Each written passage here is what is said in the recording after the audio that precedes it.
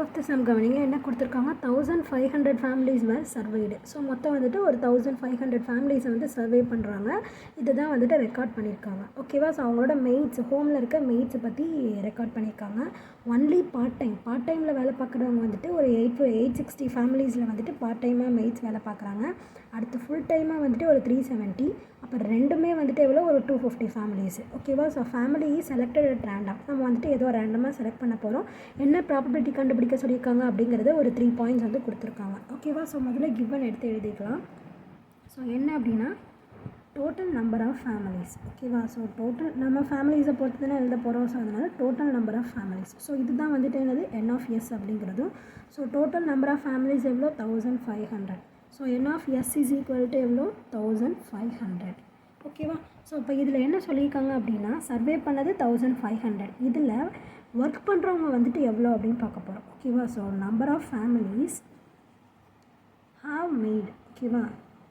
So number of families use மேடை use பண்ணுறோம். ஓகேவா? சொல்லணும்னா ஹாவ் மேடு. ஸோ எது வேணாலும் எடுத்துக்கலாம். ஸோ ஒரு 860 வந்துட்டு பார்ட் டைமு, அடுத்த ஒரு 370 வந்து ஃபுல் டைமு, 250 வந்துட்டு என்னது ரெண்டுமே. ஓகேவா? ஸோ இப்போ இது எல்லாத்தையும் ஆட் பண்ணோம் அப்படின்னா நம்மளுக்கு என்ன வரும் 6 + 7 13, 13 + 5 18, 8 பேலன்ஸ் 1, 5 13 14. ஸோ அப்போ 1480 ஃபேமிலிஸ் வந்து மெய்ட்ஸ் வந்து யூஸ் பண்ணுறாங்க. ஓகேவா? ஸோ நம்மக்கிட்ட வந்துட்டு மெய்ட் இல்லாதவங்களும் கேட்டிருக்காங்கல்ல ப்ராபபிலிட்டியில். அதனால் நம்ம என்ன கண்டுபிடிக்கலாம் அப்படின்னா number of families does not use. ஓகேவா? So does not use maid. ஓகேவா?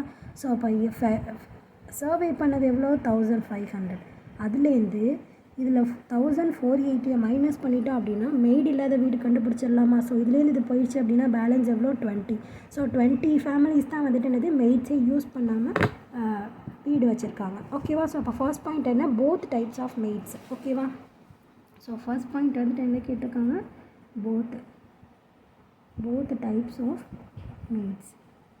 ஓகேவா? ஸோ அப்போ ஃபர்ஸ்ட் நம்ம இதை வந்துட்டு என்னென்னு எடுத்துக்கலாம் அப்படின்னா இதை வந்து ஏன்னு எடுத்துக்கலாம், அடுத்து கண்டுபிடிக்க போகிறது பின்னு எடுத்துக்கலாம், அடுத்து கண்டுபிடிக்க போகிறது சின்னு எடுத்துக்கலாம். உங்கள் இஷ்டம், நீங்கள் எப்படி வேணாலும் எடுத்துக்கலாம். இஎஃப்ஜி, நான் ஜிஹெச்ஐ, எக்ஸ்ஒய்இசட் எப்படி வேணாலும் எடுத்துக்கலாம். ஓகேவா? So let A be the families use both types of maid. ஓகேவா? So both types of maid, ரெண்டு டைப்ஸ் ஆஃப் மெய்டையுமே யூஸ் பண்ணுறவங்க வந்துட்டு எவ்வளோ ஒரு 250 அப்படின்னு சொல்லிட்டு நம்ம ஆல்ரெடி சொல்லியிருந்தோமா? ஸோ அப்போ N of A is equal to எவ்வளோ 250. இதுக்கான ப்ராபபிலிட்டி தான் கண்டுபிடிக்கணும். ஸோ அப்போ P of A is equal to formula என்ன N of A divided by N of எஸ்ஸா. ஸோ என் ஆஃப் ஏ எவ்வளோ 250. So 250 divided by N of S வந்துட்டு எவ்வளோ 1500. ஒரு 0 கேன்சல் பண்ணிடலாமா? 5 5s are 15. So 30 times. 1 5 is 5, 6 5s are 30. So the probability of both types of maid is 1/6. The required probability is 1/6 அப்படின்னு சொல்லிட்டு நீங்கள் எழுதிக்கலாம். ஓகேவா? ஸோ செகண்ட் பாயிண்ட் வந்து என்ன கேட்டிருக்காங்க அப்படின்னா பார்ட் டைம் மெய்ட்ஸ் கேட்டிருக்காங்களா? ஓகேவா? செகண்ட் பாயிண்ட் என்ன கேட்டிருக்காங்க பார்ட் டைம் மெய்டு. ஓகேவா? ஸோ இப்போக்கி இதை அதே மாதிரி தான் லெட் இந்த இடத்துல நம்ம என்ன எடுத்துக்கலாம் பி அப்படின்னு சொல்லிட்டு எடுத்துக்கலாம். ஓகேவா? So let B be the families of using part-time maids. ஓகேவா? நீங்கள் எழுதுகிறதா வேர்டிங்ஸ் ஆனால் கரெக்டாக இருக்கணும். சென்டென்ஸ் ஃபார்ம் பண்ணுறது கொஞ்சம் கரெக்டாக இருந்தால் போதும். ஓகேவா? சொல்லிட்டு B the families of using part time maid. So அப்போ N of B is equal to part time maid வந்துட்டு மொத்தம் எத்தனை பேர் ஒரு 370 மெம்பர்ஸா. So N of B is equal to 370. ஓகேவா?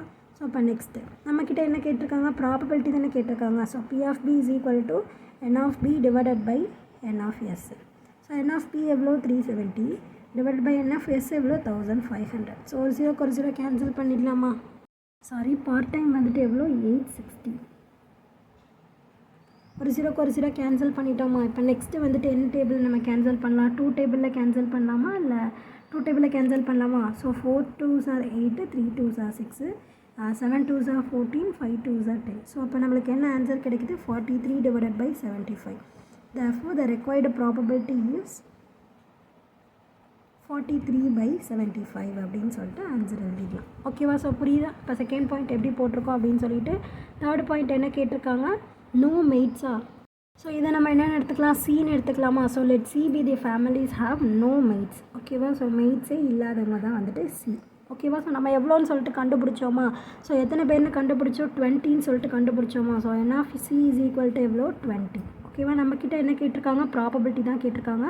So p of c is equal to n of c divided by n of s. So n of c எவ்வளோ? 20. n of s எவ்வளோ? 1500. ஓகேவா? ஸோ ஒரு ஜீரோக்கு ஒரு ஜீரோ கேன்சல் பண்ணிடலாமா? 1 2 is 2, 7 2s are 14, 5 2s are 10. So the answer is 1/75.